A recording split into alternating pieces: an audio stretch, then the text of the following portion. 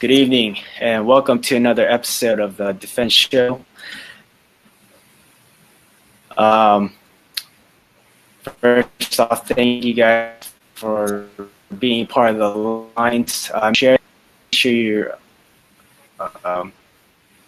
you stay tuned every week for the show. All right.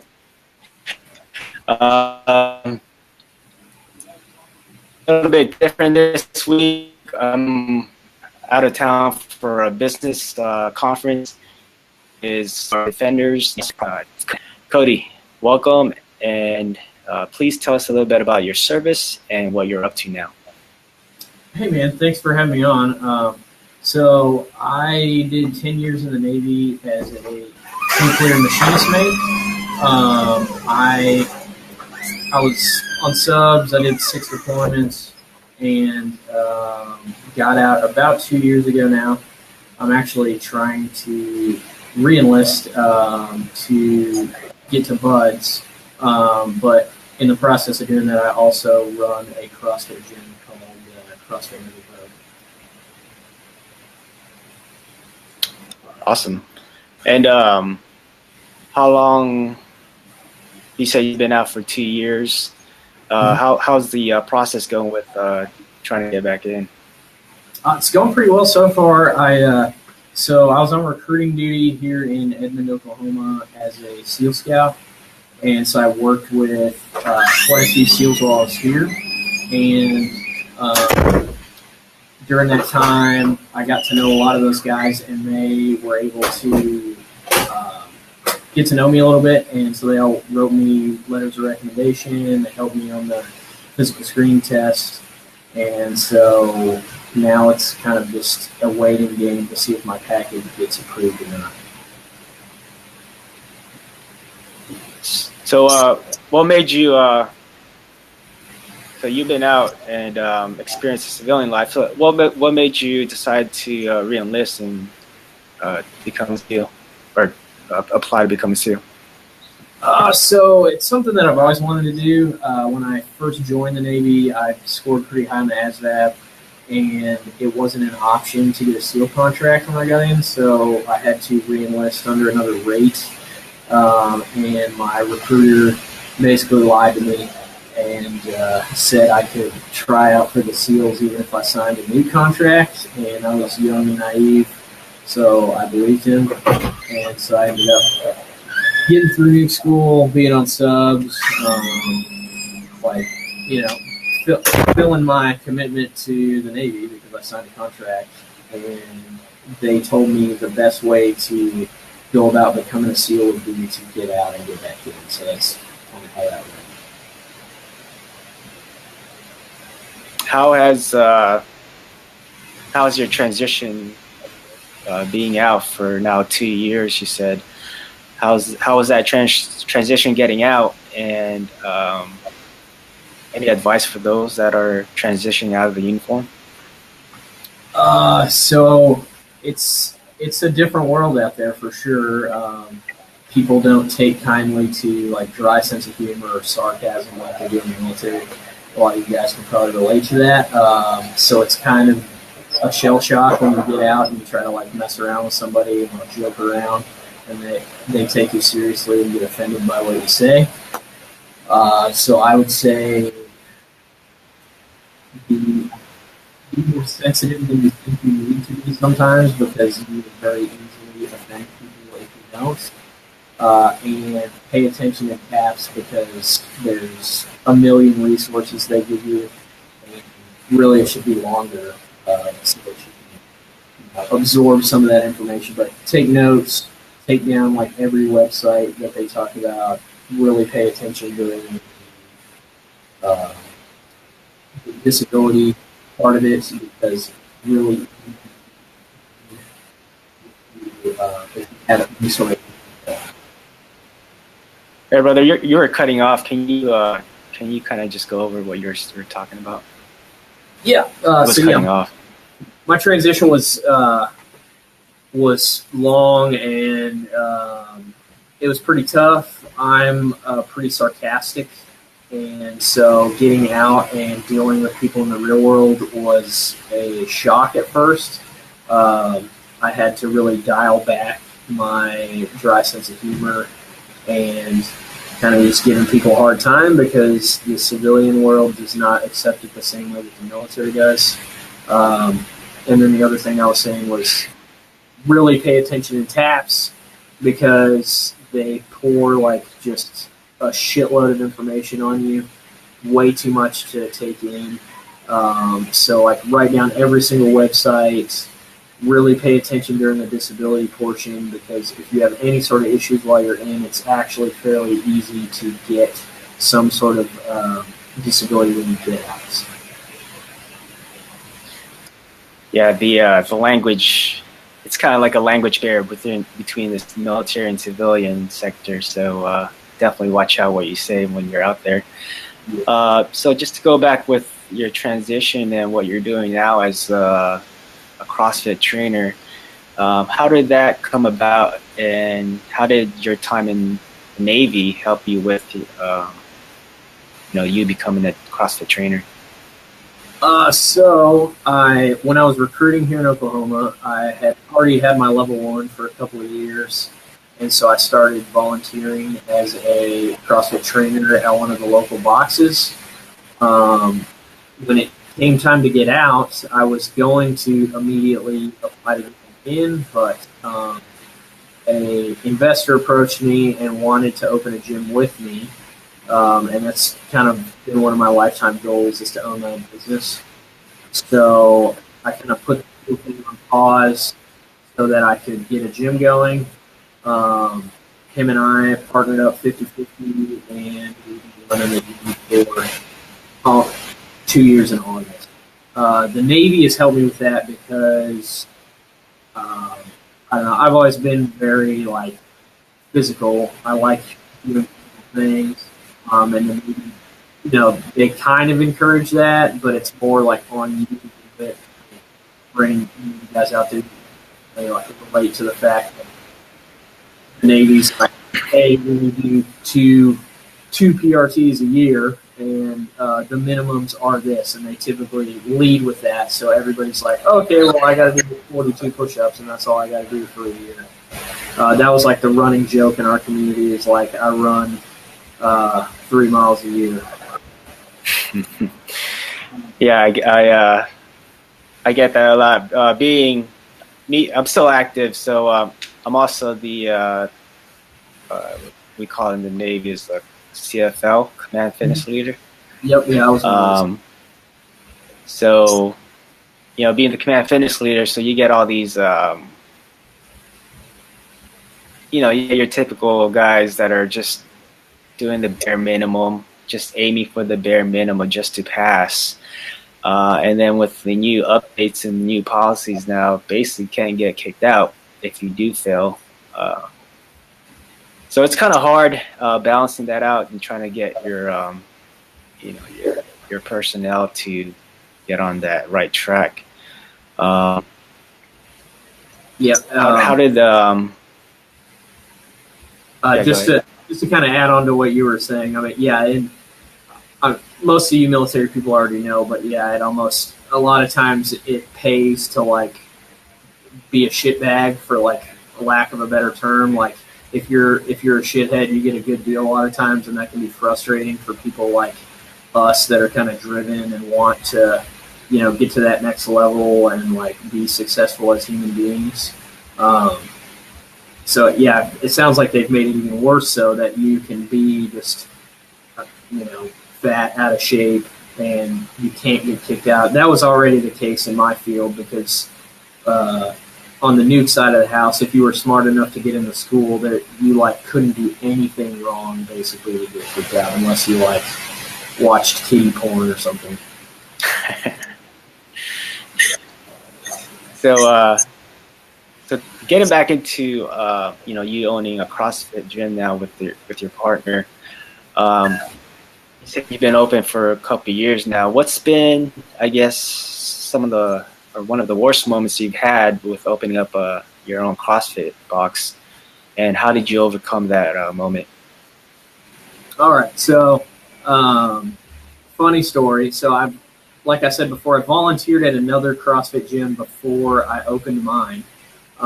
Didn't get paid for it. Like, did it just voluntarily because I enjoy CrossFit coaching.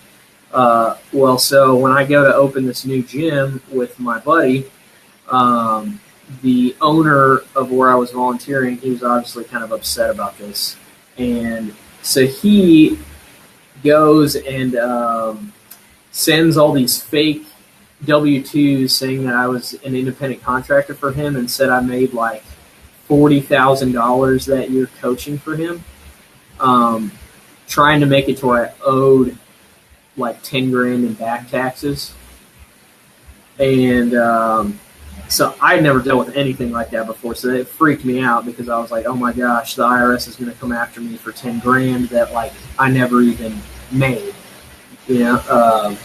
Yeah. So how I overcame that, luckily my partner is pretty savvy in the tax system because he is in sales. So he hooked me up with a pretty awesome accountant that got me all squared away on that. Basically made the owner of the other gym look like a dumbass, and I didn't owe any of this money. So it's kind of a crazy story, like right off the bat. I mean, it was like the first day the gym opened, and the IRS is like writing me.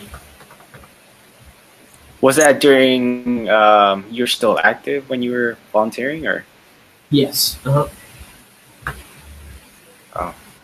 What's been the best moment so far with opening up this gym? What's been the best moment? Yeah. Probably the best moment, man. That's hard. I mean, yeah, that's a tough one. I'm thinking probably it might be this month. I mean, so I was kind of stuck at this 60 number. I'd have 60 members, and like we'd gain a few and lose a few, and I like could not break through this 60 barrier. And this month I'll break 70. So that's a huge win for me because I was like stuck there, and I was like, man, how am I going to get over this hurdle? How am I going to break this 60 number and like get past this threshold? So you guys are way past that number, right? Yeah, like today I signed up 2 more people, so I think we're at 60 as of today. Awesome, man. Awesome job. So what would be one advice that you'd give to our listeners and viewers, maybe starting up their own CrossFit gym? Well, so one thing I will say is however much work you think it is to open a business, like multiply that by 100 and you might be in the ballpark of the actual amount of work you're going to do. Like I knew it was going to be a grind, and I knew that I was going to have to like be, beating the streets and working my ass off, but it's a lot of work. So make sure that whatever you're going into, you're passionate about, because I mean, I love this. And so I embrace the grind, as cheesy as that sounds, because I enjoy it. I love helping these people that I get to encounter every day. And so that makes these, 14, 16, 18-hour days totally. Any specific, let's say, like pain point that you guys are having? I don't want to say issues, but would like to improve upon. Sorry, say that one more time. Yeah, with you're talking about like just the grind with. Opening up your CrossFit gym. Anything specific like pain point that you guys are having issues? Well, not issues, but any specific things that you guys would need help on? So when I got into this, I didn't know a whole lot about marketing, specifically Facebook marketing or Instagram marketing, because that seems to be kind of like the way the world is going as far as marketing. So I had to really like put my head down and get into the online stuff about Facebook marketing. So that's been probably my biggest struggle as far as that goes, and then system. So like the Navy or the military in general is pretty big on systems, and I got pretty burnt out on them when I was in. So I was like, oh, like I got this. I can make this stuff work. And until I put systems in place, I struggled in the areas that I didn't have those systems.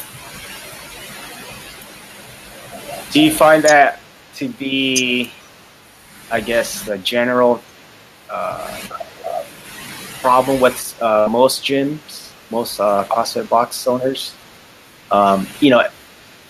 Never mind the passion. I mean, everybody is passionate, right, with what they're doing. But as far as, like you said, the system and, doing the daily grind of the marketing, do you find that like a common issue with CrossFit box owners? Oh, most definitely.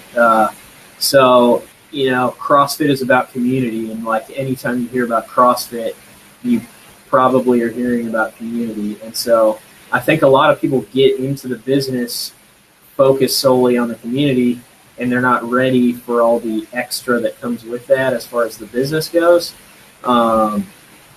And I hear all the time, like, you can't treat your business like a hobby. You got to treat your business like a business.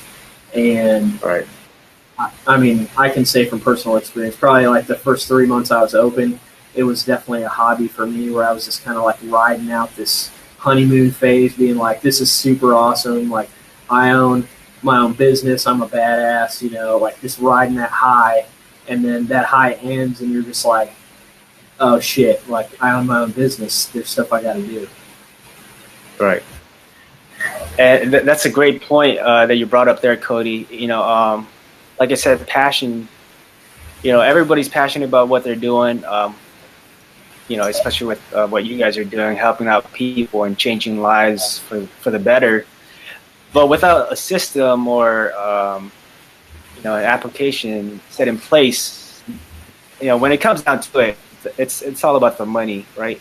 The money, not that it's bad. It's definitely good, because the money will, keep you in that going to that gym. It basically pays food, puts food on the table for you and your family. So that's an important thing that you guys have to have, is that system, and especially getting a team as well around you that can help you out with that as well. Yeah, I mean, kind of like you're saying, like the more money you have, the more resources you can pour into helping more people. Like, right. If you don't think about money, you're going to help so many fewer people than if you are a very profiting company who can help 10 times the people you thought you could. Yep. Awesome, man. All right, Cody. So just give us one internet resource that some of our viewers or listeners can look on if they're looking into starting their own CrossFit box. Okay, so I got a few here. I meant to bring this up earlier, but like, look into mentors, because there's always going to be somebody out there smarter than you, that's done things better than you, who's already made mistakes that you can avoid. So look for mentors. A couple of resources to do that. Two Brain Business is one specifically for CrossFit gyms. Another one specific to CrossFit gyms is called 321 Go Project. And then, regardless of your business, it could be apparel, it could be anything where you have to sell something. Look into ClickFunnels, because it's like a really simple way to build online ads, which is going to bring people to either your website or your social media to buy your product. So definitely look at them. I'm so glad you brought up those resources. It's most especially about ClickFunnels. I also have ClickFunnels as well. So for those of you guys that are listening, and I'm sure Cody has no issues with this as well, please reach out to us. Let us know how we can help you with your ClickFunnels, and I'd be happy to share any information you guys need. Yeah, same here. All right, Cody. So coming into the last portion of our interview here, It's called the 5 Fitness Facts. Are you ready for these questions? I am. All right, brother. So first question, what is your favorite workout? It's going to sound cheesy because Memorial Day is on Monday, but Murph is probably my favorite CrossFit workout. And Murph, if you don't know, yeah, mile run, 100 pull-ups, 200 push-ups, 30 meters plus mile run. Yeah, can't go wrong with Murph, man. That's always a good. So what's your least favorite? So it's called Calsu. A lot of people probably haven't heard of this one, but John Wellborn, the guy that came up with CrossFit Football, came up with this workout, and it's fucking terrible. So it's 5 burpees every minute on the minute, and when you finish the burpees, you do thrusters at 135 pounds, and the workout is over when you reach 100 thrusters. Jesus. Terrible. All right. Next question. If you had to choose one person you could train with, who would that be and why? For me, it'd probably be Mark Devine. He was a SEAL officer that is now out, and he runs SEAL Fit. And I'd like to work out with him just because he seems to have like the mental game kind of broken down, and I think he would be very useful as far as like being more mentally tough. Shout out to Mark, man. Maybe we can tag him on this interview here. No answer. All right. Recommend a book for our listeners to read. So I'm currently reading a book called Own the Day, Own Your Life by Aubrey Marcus. I'm on like chapter 10. It's a sick book. It will change your life. I actually got that book from another organization called American Dream U. Own the Day, Own Your Life. That's a great book. Next question. Tell us your favorite quote and why. So it's a quote from Scripture. It's Isaiah 6:8. Here I am, send me. And yeah, I don't know. I just felt I'm a pretty religious person. And I actually wasn't when I was in the military. I kind of got back into God after I got out. But I've always felt called to, serve others and help people. And I think Here I Am, Send Me is a good, just kind of trademark way to say that.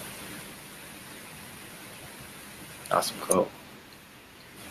And then finally, where can our listeners connect with you? All right. So I got a couple. Our website is neverbrokencf.com. I also have a podcast called The Never Broken Podcast. It's on SoundCloud and iTunes. And then we also have Facebook and Instagram. Just search CrossFit Never Broken. Awesome. Any special events you got going on that you'd like to share? Yeah, so I'm pretty excited about this. July 14th, we're having our first CrossFit competition that we're hosting. It's called Barmageddon, and it's in Oklahoma City, Oklahoma. So if you're in Oklahoma or you know somebody who is, I'm calling you out, telling you to come out and compete and maybe win some money. All right, guys. So you guys heard it. Just Barmageddon. You said July 14th, right? Yep. July 14th in Oklahoma. So if you guys are there, know of anyone in the area, please go ahead and share that event. And you guys can check out CrossFit Never Broken at CrossFitNeverBrokenCF.com. Yep. Awesome. Also, one final question for you, Cody, and this is for me. What can I do to help you? Hey, man, just keep doing what you're doing. I love this whole thing that you put together. I'm impressed that today you got on GovX, so just keep doing what you're doing, supporting this veteran community. I'm here to help just as much as you are, so I appreciate you having me on today, and yeah, just keep doing what you're doing, bro. You're killing it. Awesome. I appreciate that, brother. And like Cody said, my apparel brand, Fortis et Fidelis. You guys can go check that out at govx.com live now. Cody, thank you, brother, for coming on and being part of the alliance. And guys, I'll see you guys soon. All right, take care.